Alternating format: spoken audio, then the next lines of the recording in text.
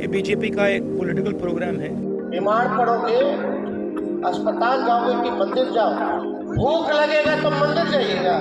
1992 में अयोध्या जाकर हमारे अब के प्रधानमंत्री नरेंद्र मोदी ने संकल्प लिया था कि रामलला हम आएंगे, मंदिर वहीं बनाएंगे। मंदिर बन गया। 500 सालों का वनवास खत्म करके प्रभु श्री राम अपनी मंदिर में आ गए। मंदिर में प्राण प्रतिष्ठा भी हो गई। देश में हर्षोल्लास का माहौल है। इसे दिवाली की तरह सेलिब्रेट किया गया। देश उन्नति की राह पर आगे बढ़ चला है, लेकिन कुछ लोग अभी भी बाज नहीं आ रहे हैं। वो ये कह रहे हैं कि राम मंदिर का फायदा उठा रही है भाजपा सरकार। मोदी और योगी इसका क्रेडिट ले रहे हैं और राम मंदिर से फायदा क्या होगा।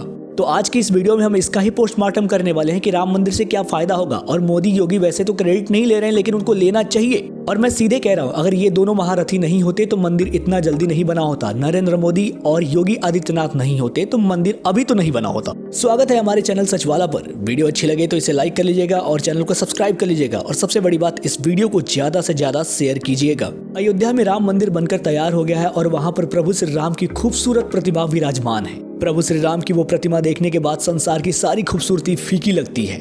लाखों की तादाद में लोग अयोध्या पहुंच रहे हैं। प्रभु श्री राम की एक झलक पाने के लिए बेताब हैं। अयोध्या में रामलला की एक झलक पाने के लिए लोग इस कड़ाके की ठंड में सड़क पर रुक जा रहे हैं। न जाने कितने कष्ट सहकर वो प्रभु के दर्शन कर रहे हैं और वो बेहद खुश हैं कि 500 सालों के लंबे वनवास के बाद रामलला टेंट से निकलकर मंदिर में आ गए। और ये पूरे भारतवर्ष के लिए सौभाग्यशाली बात है कि जो हमारे आदर्श प्रभु श्री राम हैं, उन्हें अब आदर मिल रहा है। आदर के साथ वो अपने मंदिर में विराजमान है। लेकिन इसी देश में कुछ ऐसे लोग हैं जो राम का आदर नहीं बल्कि अपना फायदा चाहते हैं। वो बीजेपी को ये कहकर टोंट मार रहे थे कि आप मंदिर कब बनाएंगे, आप बस डेट देते रह जाते हैं। नरेंद्र मोदी की सरकार को ये कहकर ताना मारा गया कि आप बस कहते हैं, आप करते नहीं, आपके बस की बात नहीं है मंदिर बनाने की।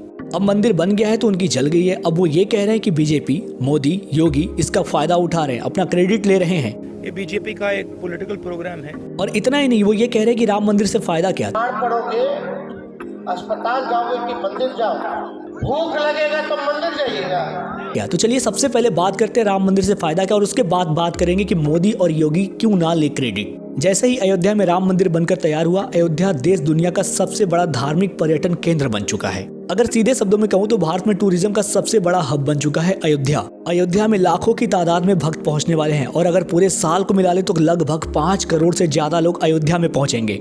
और अगर और रिपोर्ट के माने तो ये नंबर 10 करोड़ तक भी जा सकता है। और ये तो अनुमान है, 10 करोड़ या 20 करोड़, इससे ज्यादा भी लोग आ सकते हैं। और अगर इतने सारे लोग आएंगे तो जाहिर सी बात है अयोध्या में रेल, रोड, एयरपोर्ट, होटल समेत कई सेक्टर में निवेश तो होंगे ही। इन्वेस्टमेंट जो कि हो रहा है। ग्लोबल ब्रोकरेज फर्म जेफरीज ने अयोध्या पर अपनी एक स्पेशल रिपोर्ट में कहा है कि करीब 85,000 करोड़, लगभग 10 अरब डॉलर से अयोध्या का मेकओवर हो रहा है। और कहने की जरूरत नहीं कि प्राचीन शहर अयोध्या का इससे दिशा और दशा दोनों ही बदल जाएगा।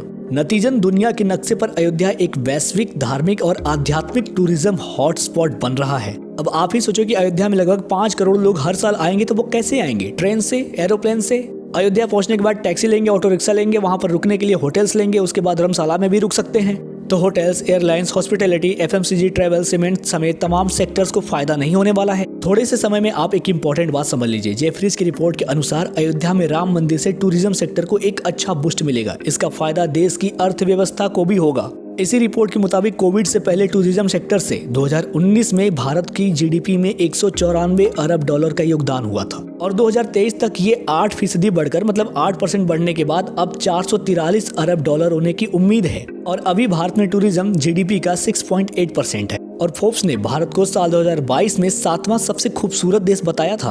अयोध्या में फिलहाल 17 होटल हैं जिनकी क्षमता 590 रूम्स की है, लेकिन अब यहाँ पर 73 नए और होटल्स बनने वाले हैं। आईटीसी अयोध्या में अवसर तलाश रही है। ओयो 1000 होटल रूम्स शामिल करेगा। अब अगर इन सबको मिला देना तो अयोध्या में एक साल में जितनी कमाई होगी उतना तो दुनिया में कई सारे देशों की जीडीपी होती है। और अकेले राम मंदिर यूपी को $1 ट्रिलियन इकोनॉमी तक पहुंचाने में सबसे बड़ा रोल निभाने वाला है। अब जो लोग ये दुखड़ा रो रहे थे या यूं कहे ताने मार रहे थे कि राम मंदिर से फायदा क्या होगा, आई थिंक उन्हें उनका जवाब मिल गया होगा। और अब बात करते हैं मोदी और योगी की राम मंदिर बनने में भूमिका क्या है। अब कुछ युवा जो मोदी जी को ये ताने मार रहे हैं कि मोदी जी राम मंदिर का क्रेडिट ले रहे हैं, तो उन्हें ये पता होना चाहिए कि जब मोदी जी ने अयोध्या में राम मंदिर बनाने का संकल्प लिया था तब वो पैदा भी नहीं हुए थे। आप लोग को शायद ये पता नहीं होगा कि 25 सितंबर 1990 में जब भाजपा के अध्यक्ष के तौर पर लाल कृष्ण आडवाणी ने सोमनाथ से अयोध्या के लिए राम रथ यात्रा शुरू की थी तो इसके मुख्य सूत्रधार मोदी जी ही थे। हाँ, हमारे प्राइम मिनिस्टर जो तब गुजरात के महासचिव हुआ करते थे और भाजपा के प्रचारक के रूप में काम कर रहे थे, और वो तब बड़े नाम नहीं थे, लेकिन राम मंदिर की लड़ाई के लिए अटल बिहारी वाजपेयी और लाल कृष्ण आडवाणी के साथ खड़े थे।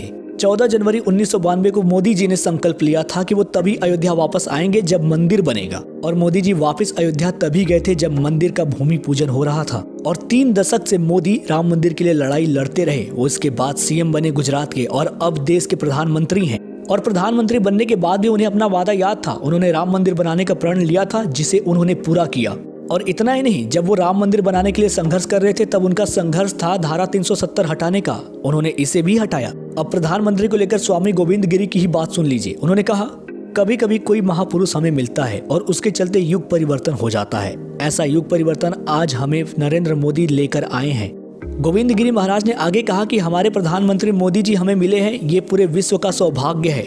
गोविंद गिरी महाराज ने पीएम मोदी की तुलना महाराज शिवाजी से की। और वहीं अयोध्या में राम मंदिर बनकर पूरा हुआ है तो उसमें माननीय योगी आदित्यनाथ का भी बहुत बड़ा रोल रहा है।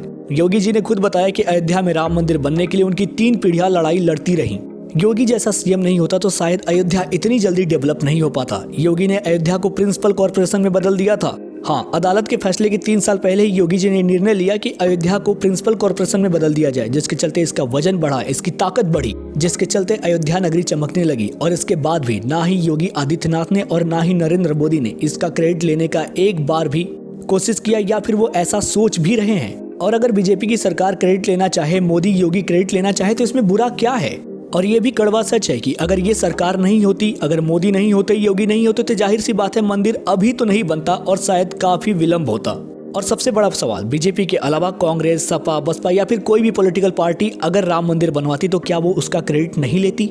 जरूर लेती। तो जलिए नहीं, राम मंदिर चलिए। क्योंकि मैंने जैसा पहले ही बताया था कि राम मंदिर बन जाने से देश में कितना विकास होने वाला है और राम जी सबसे बड़े बिजनेस ब्रांड बनने वाले हैं।